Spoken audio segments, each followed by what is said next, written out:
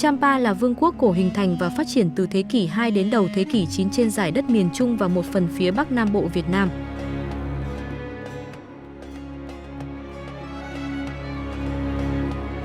Trước thế kỷ 8, kinh đô Champa đóng ở Sinhapura, thuộc Trà Kiệu, tỉnh Quảng Nam ngày nay. Thế kỷ 8, kinh đô của Champa chuyển xuống Virapura, thuộc Phan Giang, tỉnh Ninh Thuận ngày nay.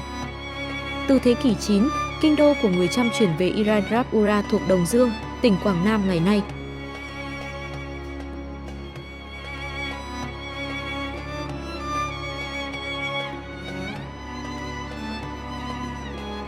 Cư dân Champa là những thương nhân rất giỏi, nhờ vào địa hình có rừng và biển nên trong thời kỳ này Champa đã có một mặt hàng xuất khẩu nổi tiếng là cây trầm.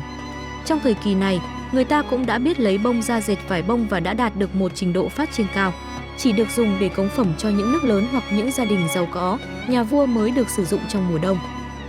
Đồng thời với việc mở rộng đất canh tác, trồng lúa nước, hoa màu, họ đã biết sử dụng công cụ bằng sắt, sức kéo của trâu, bò, mở rộng hệ thống tưới nước, làm guồng nước, ruộng bậc thang, tạo ra giống lúa chịu hạn và cải thiện kỹ thuật canh tác. Champa có nguồn nguyên liệu vàng, cát trắng, kim loại phong phú, giúp cho thủ công nghiệp như chế tạo đồ đựng, vũ khí, sản xuất gốm, vật liệu xây dựng, thủy tinh phát triển, đặc biệt là các nghề làm đồ trang sức, khắc tượng, phù điêu, dệt vải lụa. Nguồn gỗ trong rừng, đặc biệt là trầm hương, quế, dọc bờ biển có nhiều dừa nên nghề khai thác lâm thủy sản của Champa khá phát triển. Cư dân Champa chế tác và ưa thích sử dụng đồ trang sức bằng mã não, thủy tinh, vàng như hạt chuỗi, nhẫn, khuyên tai.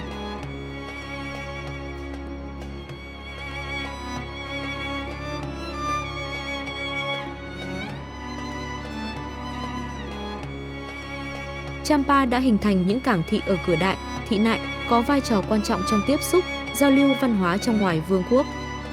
Trong giai đoạn thịnh vượng từ thế kỷ 10 đến 15, Champa đã trở thành một trung tâm thương mại liên vùng. Ngôn ngữ của cư dân Champa là sự giao thoa giữa người bản địa với người Nam đảo di cư vào đất liền. Kỹ thuật xây tháp của Champa đạt tới trình độ cao, để lại nhiều di tích có giá trị đến ngày nay.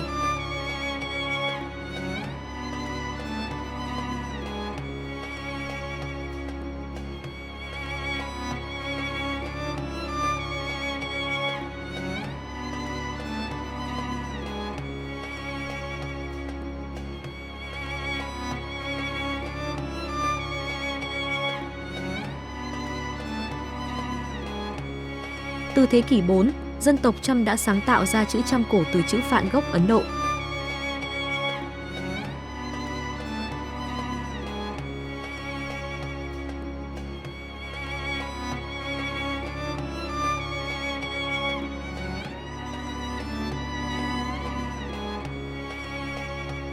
Trong vương quốc Champa, âm nhạc, ca múa đặc biệt phát triển.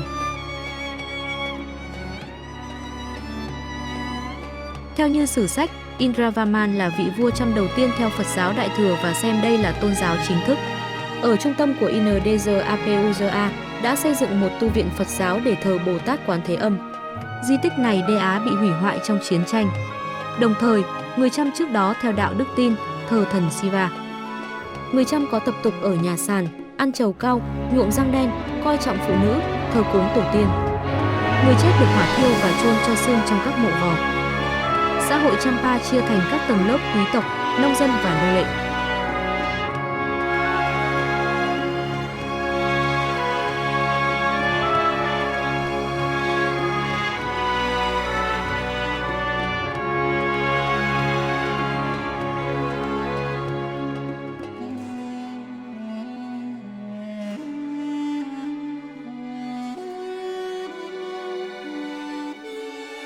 Nông dân chiếm số đông, sống theo từng làng, làm nông nghiệp, đánh cá và khai thác lâm sản, ruộng đất là chung của làng.